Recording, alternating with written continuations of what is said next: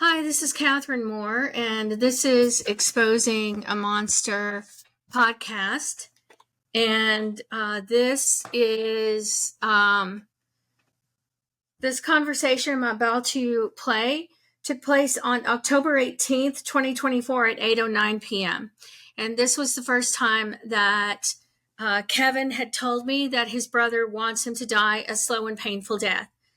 The reason why this is a problem, because this is just, me. I don't know about everybody else, but I think that there's a serious problem in the home when people are telling each other that they want them to die a slow and painful death. And I spoke with a sergeant and I shared that recorded conversation on social media. And he told me I have the right to call and check on the safety of our kids. Right now, Kevin is not safe because he's living in the home with a brother who wants him to die a slow and painful death. Alex has been hospitalized 7 times with a psychiatric disorder. He has a triple diagnosis of pervasive developmental disorder, ADHD, and bipolar disorder. Alex is not receiving any psychiatric treatment. He is currently under a behavioral modification IEP at school, and basically they watch him like a hawk to make sure that no one gets injured because he has seriously harmed people at school. He has harmed school staff, seriously injured school staff. He has harmed other students. He also has a history of harming animals, which he gets from his father. His father has a history of being physically abusive to animals. When Alex, our older son, was an infant, his father, Carl Edward Anthony, beat the dog for eating his lunch. We had a chocolate lab, and Carl beat the dog. I heard him downstairs beating the dog. I was afraid to go downstairs and intervene because I didn't know what he would do to me. And I do understand, however, I deserve abuse, but my sons do not. And basically, you have to understand, I say that I deserve abuse in jest because it is my way of processing it with dark sarcasm, because clearly I guess people want to hear me say that I deserve abuse, but however, my sons do not deserve abuse. And our son Kevin does not deserve to live in fear for his life. And in the event that Alex decides to act on his homicidal ideations towards his brother, that means that we will lose 2 sons to a psychiatric disorder. And Kevin is not the only one in the home that is at risk of being seriously or fatally harmed by Alex. Carl and his mother are also at risk of being injured by Alex. And because Alex is already expressing homicidal ideations of wanting his brother to die a slow and painful death, that means he is thinking about it, because otherwise he would not be saying it to Kevin repeatedly. And although most people, I'm sure, not really don't really care about my concerns, I will communicate my concerns regardless of if people really care or not. And my concern is that Alex will communicate to Kevin enough that he wants him to die, that Kevin will decide to make that a reality. Because Alex telling Kevin that he wants him to die a slow and painful death is also going to affect Kevin's mental health. But I pretty much have figured out by now that the public doesn't care, and CPS in Harris County doesn't care, and the family court system doesn't care. I was ordered supervised visitation by the family court system. And the supervised visitation goes through the Domestic Relations Office of Harris County. The supervised visitation is run by the Domestic Relations Office of Harris County. Those visitations take place at community centers, and they also take place at designated community centers and churches. There's South Main Baptist Church that allows the domestic relations office to use their property for supervised visitation. And I experienced sexual harassment on the property of South Main Baptist Church in Houston, Texas. And it was in front of my sons. I understand I do deserve sexual harassment. However, I don't think that it is really appropriate for our sons to be forced to witness that. But I can see how other people might feel that I deserve sexual harassment, because at this point, why not just assume that? Also, the sexual harassment was directed at me by an employee of the domestic relations office on the property of South Main Baptist Church, and his name was Jorge. I was wrestling with our sons because that I am a mom of boys, and so we wrestled on the floor, and Jorge was hovering over me, telling our boys where to grab me and checking me out. Eventually, I stopped because it was uncomfortable, because Jorge was hovering over me, checking me out, and telling our sons where to grab me, which is inappropriate behavior coming from a domestic relations office employee. Also, I experienced sexual harassment by another parent who repeatedly came on to me in front of staff of the domestic relations office and also in front of staff of St. Stephen's United Methodist Church. I was forced to visit my sons at St. Stephen's United Methodist Church for months. My visitation started out at South Main Baptist Church, and out of the blue, months later, I received an email from the domestic relations office ordering me to visit my kids at St. Stephen's United Methodist Church. The significance of visiting my sons at St. Stephen's United Methodist Church in Houston, Texas, is that St. Stephen's United Methodist Church is under the Texas Annual Conference Administration in Houston. The Texas Annual Conference Administration is over every United Methodist Church in the Houston area and in Harris County and in surrounding rural counties. It used to be the largest administration of its kind before the split in the United Methodist denomination. However, the Domestic Relations Office uses two United Methodist churches under the Texas Annual Conference Administration. One is Sunset United Methodist Church in Pasadena, Texas, and another is St. Stephen's United Methodist Church in Houston, Texas. And anybody can call these churches and ask information about the supervised visitation. And both Methodist churches will give out that information without even knowing who you are. I know this because I have it on recording, and they did not know that I was the one that was calling. The Texas Annual Conference also knew about parents being followed in the churches being followed to the restroom, and the supervised visitation that was being held in the churches under their administration, like Sunset United Methodist Church and St. Stephen's United Methodist Church. When I was at St. Stephen's United Methodist Church and I had to visit our kids, employees from the Domestic Relations Office would follow us to the restroom. They also asked one parent, they told her that she could use the restroom with the stall door open and allow her kids to run in and out of the restroom, provided that they were allowed to watch her on the toilet. I am the only parent willing to speak out because most parents are afraid to speak out against the Domestic Relations Office because chances are they will never be allowed to visit their kids again.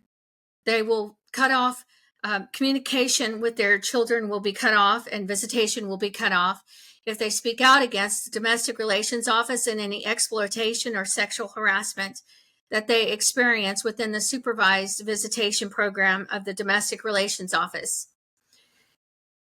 The Texas Annual Conference Administration has a history of employing clergy who have been indicted for crimes. Kirby John Caldwell, who was the pastor of one of the largest congregations under the Texas Annual Conference Administration, and he was convicted of financial fraud. And then there was Michael Tabb, who was convicted of murder in the early 2000s. He murdered his wife, Marla Tabb, in a United Methodist parsonage in Troop, Texas, and he beat her beyond recognition. And her family was not able to identify the body because she had been so severely beaten on the premise of a United Methodist parsonage by a United Methodist minister, Michael Tabb, who was employed under the Texas Annual Conference administration. My father was also a child molester, and he was a United Methodist minister that was employed under the Texas Annual Conference administration. My mother drugged me. In 2017, I obtained a recorded conversation of my mother admitting to drugging me so that my father could sexually assault me. And the Texas Annual Conference was not that happy about the fact that I was exposing that. The fact that I ended up in a supervised visitation, being forced to visit our kids in a United Methodist church that was under the administration that employed my father, who sexually assaulted me, was not an accident. I experienced multiple forms of retaliation. And I also consulted pro bono without paying a retainer fee, 2 attorneys who were closely associated with the Texas Annual Conference administration. One was Harrison Fisher, and one was Elsie Martin Simon. I communicated the fact that parents were being followed to the restroom and exploited in the restroom by the Domestic Relations Office employees on the premise of a United Methodist church. I called the conference office because the Domestic Relations Office did not know I knew the direct number to the conference administration where the bishop's office resides. Gwen Adams tried to tell me that I did not have anything to do with the United Methodist Church. However, I am the 5th cousin of Judge Morris Hassel, who served on multiple high-ranking boards in the Texas Annual Conference administration. And my mother, who drugged me so that my father could sexually assault me, Grace Dowden, her mother's maiden name was Hassel. And my mother was the 4th cousin of Judge Morris Hassel. And the Hassels go back to over a century and have had involvement with the United Methodist denomination in the state of Texas and in Northeast Texas and within the Texas Annual Conference for over a century. This dates back to before the Texas Annual Conference existed in Houston, Texas, because before that there was a conference called the East Texas Annual Conference in Cherokee County that dates back to the mid-1800s. And I did not mention this to the Texas Annual Conference because I had too much abuse and trauma to process in my head. The next recording I am about to play for you is a recording where I first find out that our older son is wanting his younger brother to die a slow and painful death. My purpose in sharing this information with you is that visitation is being withheld from me, and I do not know if I will ever see my kids again. And I do not know if our sons will survive this. And I don't know what will happen, because our older son wants his younger brother to die. And I have also received threats in trying to address this. I spoke with an officer with Precinct 4 because I called for a welfare check. And the last recording I played was the sergeant was telling me that I had the right to call for a welfare check no more than, he told me not to call more than twice a week. Well, the last time I called, it's been over a month. And the officer that I spoke with tonight, I recorded, and I am going to share that recording. And she threatened me and said that if I keep calling for a welfare check, then charges will be filed against me by Precinct 4. But what I would like to know is, are those charges going to be filed against me after our 15-year-old decides to take his brother's life, since he wishes that he would die a slow and painful death?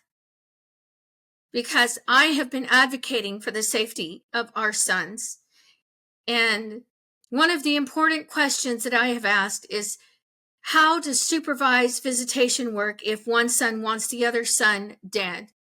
Also, how does the supervised visitation work if United Methodist churches are carrying out discipline or assisting the Domestic Relations Office in carrying out disciplinary actions against parents that have been wrongly accused of domestic violence or child abuse without due process and forced into the supervised visitation?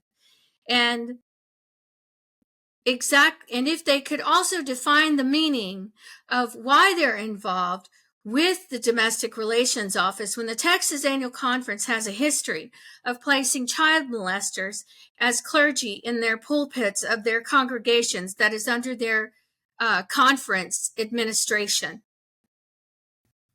I have recently posted an open letter to the Texas Annual Conference addressing Bishop Cynthia Harvey, and I also reached out to the Council of Bishops, and I also reached out to Tracy Smith Malone, the president of the Council of Bishops.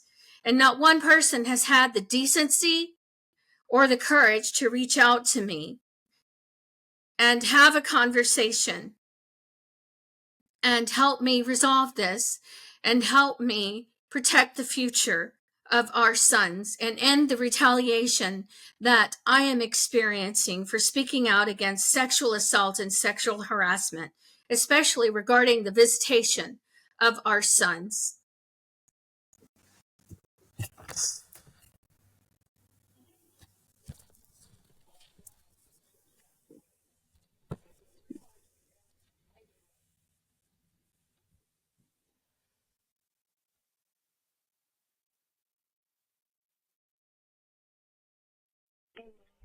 Did you have a good day today? Yeah.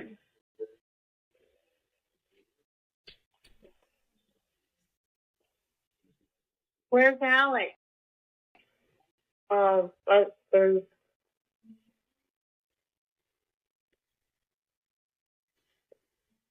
What are you doing right now?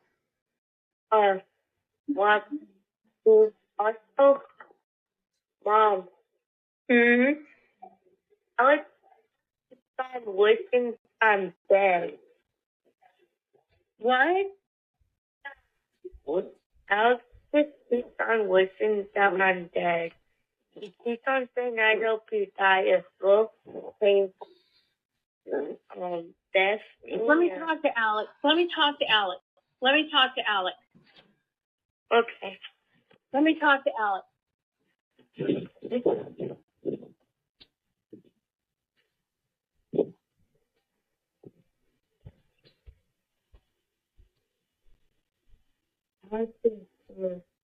Right here. Let me talk to Alex right now. I'm right here. Let me tell you something, Alex. You're 15. And you telling Kevin you wish he were dead and you wish he would die a slow, painful death. If you think I won't make a police report against my own 15-year-old son telling his little brother that, you better think again.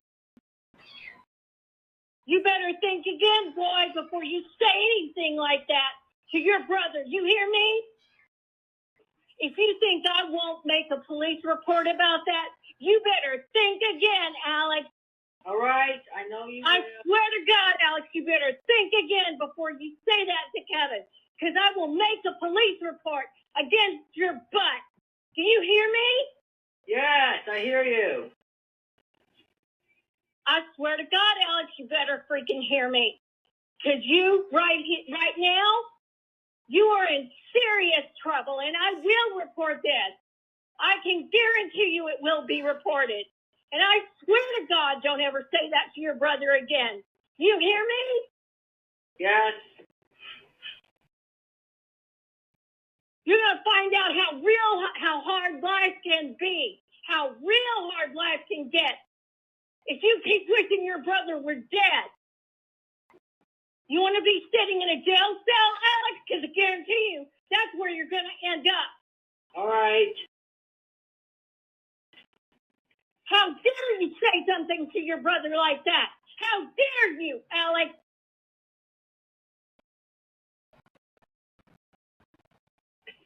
I will contact the school. I will report this because you know what, Alex? That is a crime. Did you know that? You committed a crime. Did you know that? Did you know you committed a crime by telling your brother you hope he dies a slow and painful death? Do you know you committed a crime? You broke the law by saying that to your brother? Do you know that? I do not know that.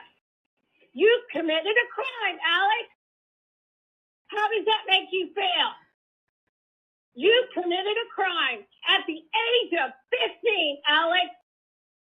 What do you have to say for yourself? How dare you? How dare you say that to your younger brother?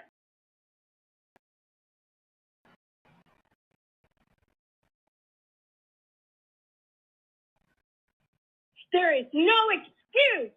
None. Alex, you just broke the law. You committed a crime, Alex. And I will report it. How dare you? How dare you say that to your younger brother? How dare you say it to anybody?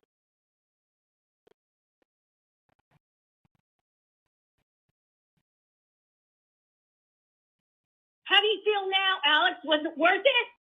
Did you get what you wanted out of saying that to your brother?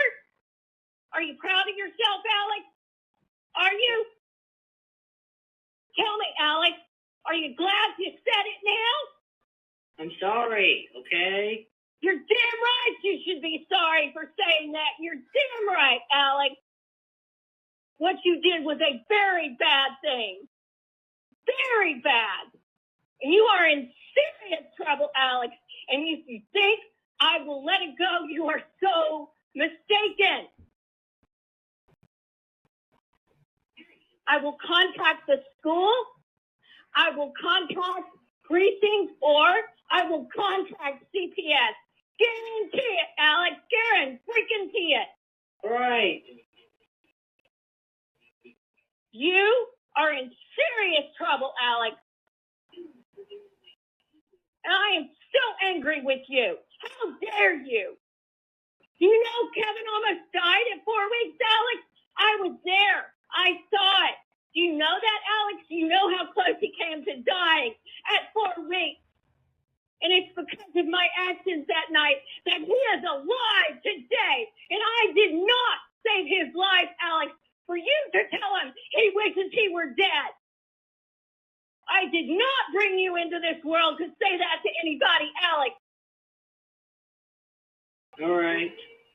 Kevin is alive because of my actions that night. Thank God.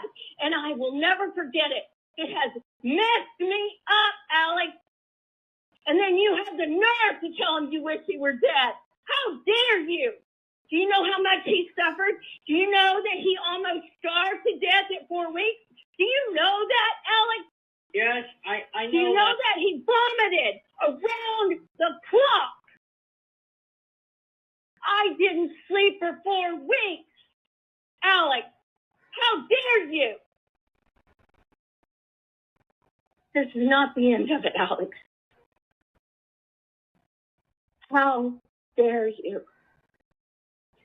So dare ask me again why I put you in those psych hospitals. Don't you dare. Guess what? You're headed for incarceration, Alex. By your actions, you set the tone for the direction of your life, Alex. And it's not good. You are in deep shit, Alex.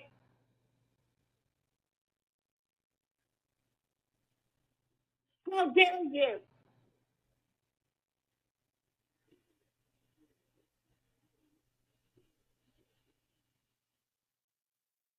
How dare you, Alex? I will hold you accountable for saying this to your brother, and I will not forget it, and neither will he. This does not mean I don't love you, but let me tell you something, Alex. My love for you doesn't mean I'm going to that I am going to excuse shitty behavior from you. Do you understand me? Do you freaking hear me, Alex? Yes, I hear you. This doesn't mean I don't love you, but it sure as hell doesn't mean I'm going to excuse shitty behavior from you. And that is beyond shitty behavior.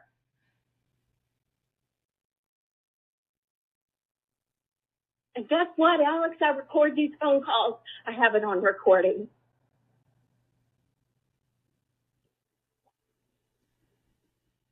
Guess what, Alex? What? It's on recording, Kevin telling me that. All right. You know what that means, Alex? You can't make it go away. You said it. It is done. You said it. And I have it on recording.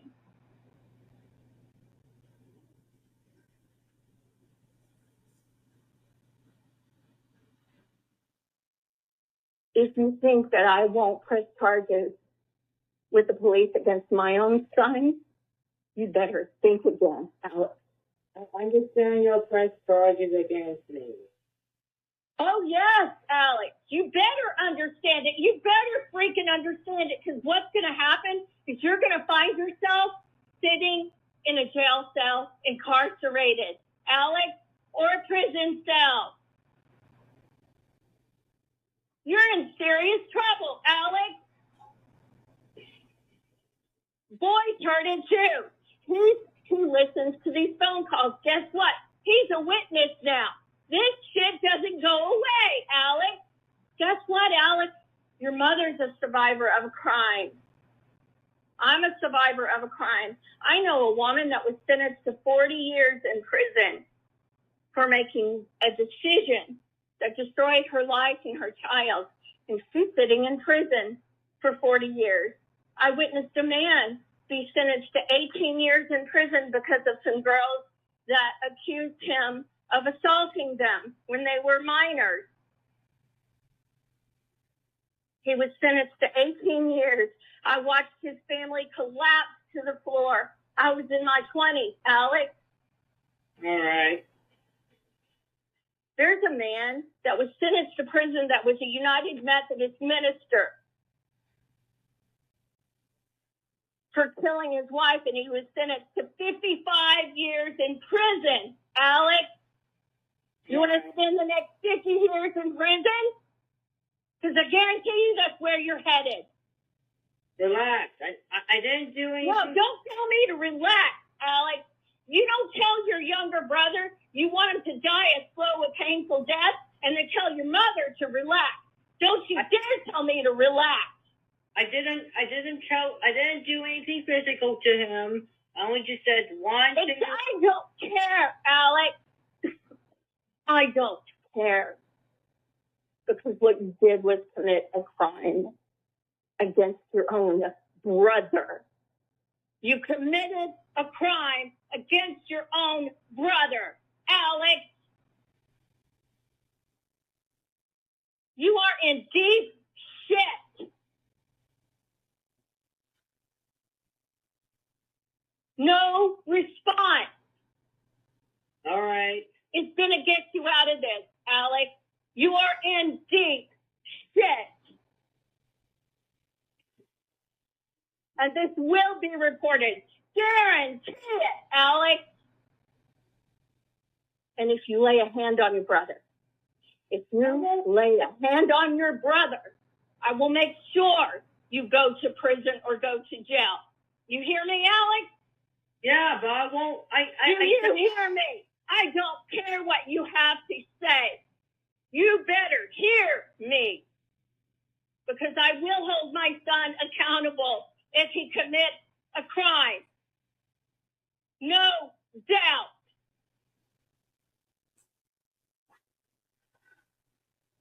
All right. Don't play with me, Alex. Alex. I'm not playing with you at all. I am taking you seriously. Oh, you better, Alex. You better. Because let me tell you, what you're hearing from me tonight is a cakewalk compared to what you will experience if you go through the legal system and you are prosecuted and you end up in prison. This is nothing, Alex. Trust me. All right. I understand the problem. Oh, God, you better, Alex. You better.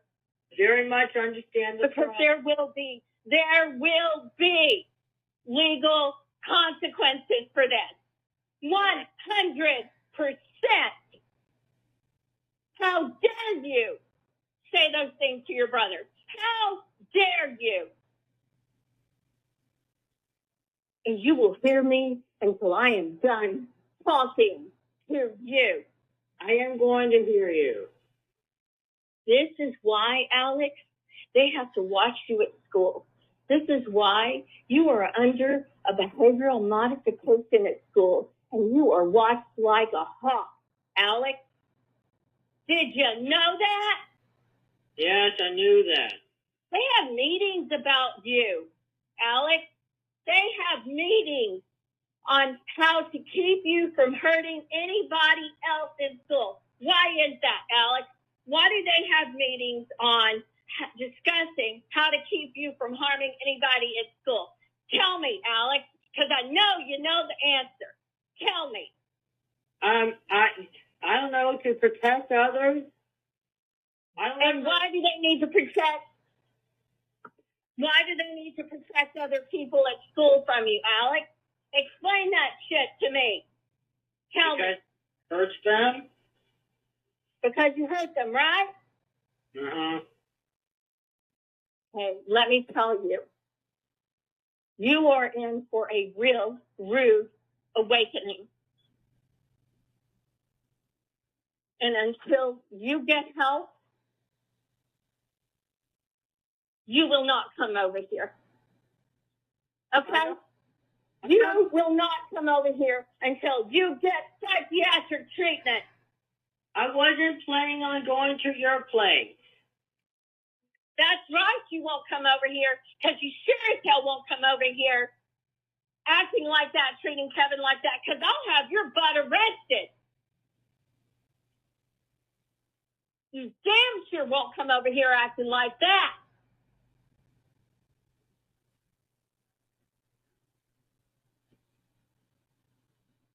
What you've done is inexcusable. There is no justification, no excuse.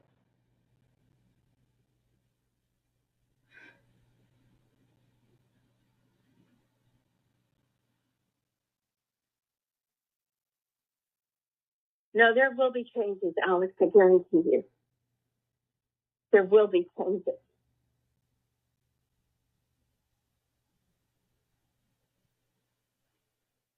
How dare you?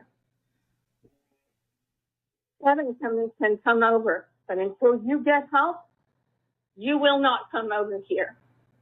I won't come over to your house. You will not act that way around here, because I guarantee you, I will hold you accountable legally.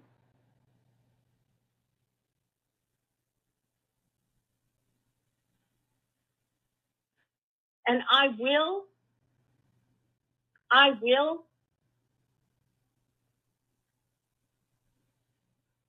address this with law enforcement and with CPS. Count on it, Alex. Count on it.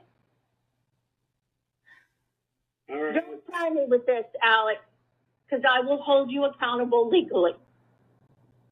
I'm not. Now, it's getting real. Shit's gonna get real for you.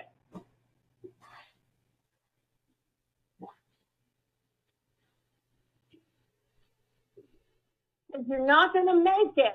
If you're already telling your little brother you wish he were dead and you want him to die a slow and painful death, Forget about college. Forget about a career, Alex. You have just screwed up your life.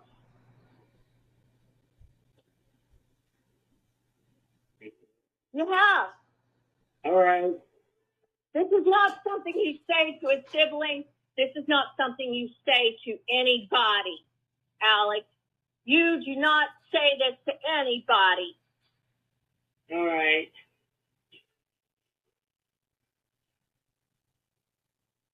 Okay? All right. Okay.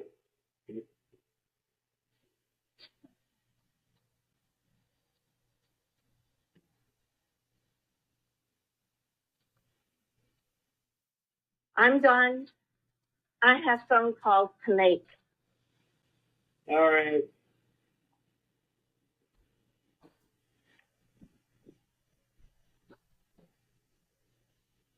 Bye.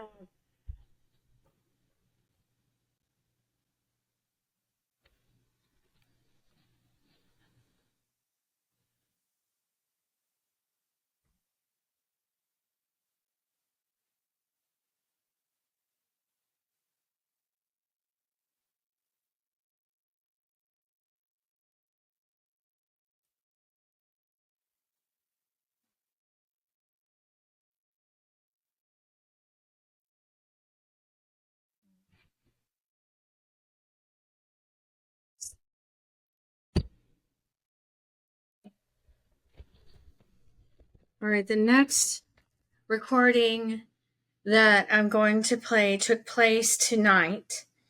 And this is when I called for a welfare check.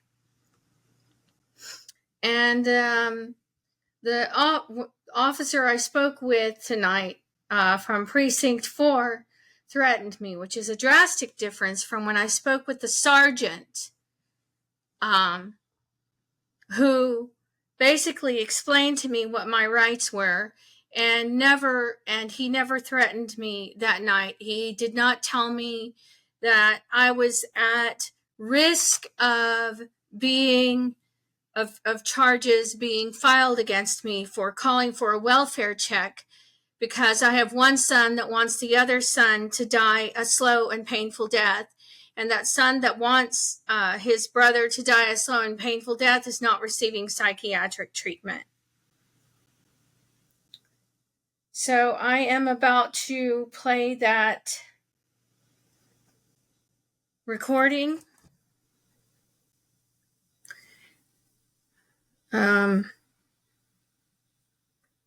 Okay, let's see.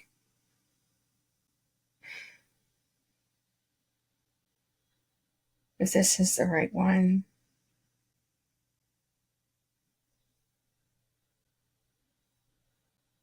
I talked to the boy. Okay, this is it. All right. And then I have some more recordings to play, because this was not the first time I spoke with this officer. The last time I spoke to her, she was very condescending. And she basically spoke to me as if I did not understand what abuse looks like, because to her, everything looks fantastic. And she completely disregards me, insults my intelligence, and is very condescending. And what I would like to know is, when I have a recording of my mother admitting to drugging me so that my father could sexually assault me, and I have a recording of my oldest son describing his father putting his hands around his throat, and I have multiple recordings of one son telling me his brother wants him to die a slow and painful death, I would love to know how I do not really understand what abuse looks like. Because that does not make sense to me. All right, and here is the recording. What? No, that's not it. That's it.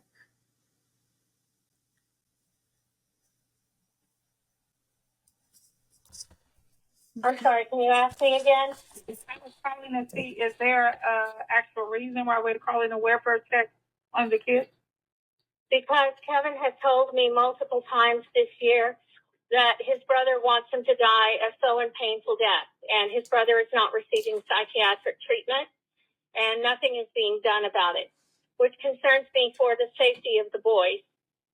There is a serious problem in the home when one child is telling the other child repeatedly he wants him to die.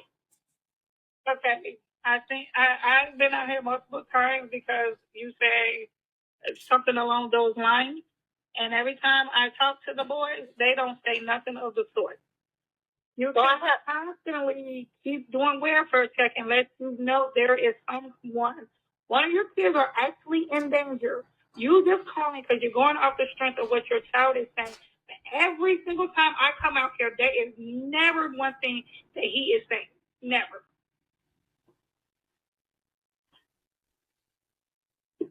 Well, I have it on recording.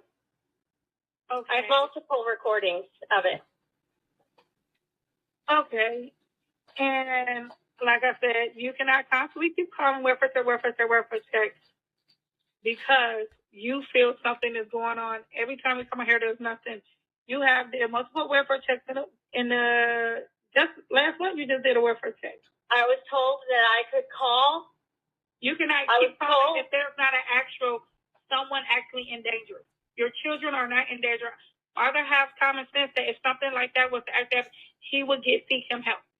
We have talked to the father. We have talked to the kids. We have talked to them multiple times. And it don't come to, if it's not on us to think that they're actually in danger, you are calling because you're going off what somebody's saying. But we're out here with them. We visit them multiple times. You're not. I'm going off what my son is telling me, and I believe my son. Okay, and Alex has been hospitalized 7 times. I've already tried calling that. I have already. No, I didn't say you. I said him. If he's in and I told him I am our number. He can call. If he's in danger, the school will call. There's not been nothing of the sort. Nothing. Well, I was told by a supervisor that I could call. Do not constantly keep calling unless you know there is someone actually in fear of their life and that somebody's actually in danger.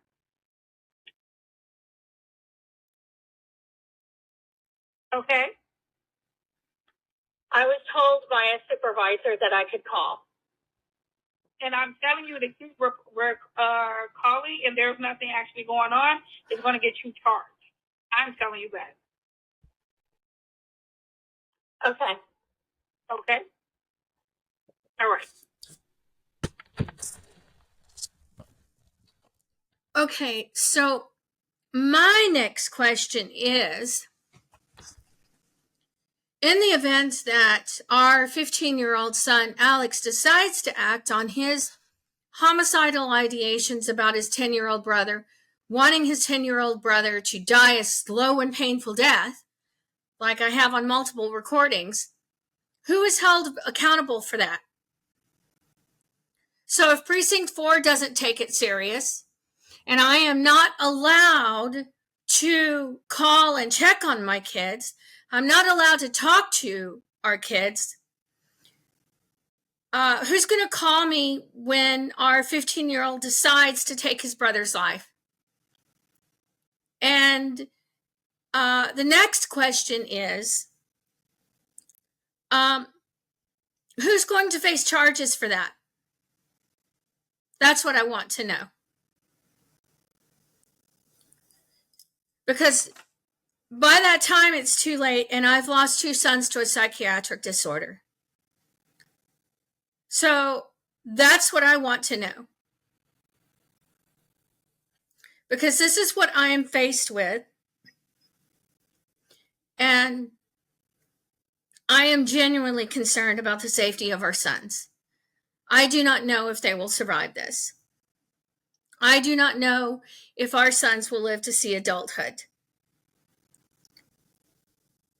And I have done everything I possibly can, and I will continue to advocate for our sons until our 15-year-old decides to act on his homicidal ideations about his 10-year-old brother because his mental health is neglected and because Precinct 4 doesn't want to listen to me.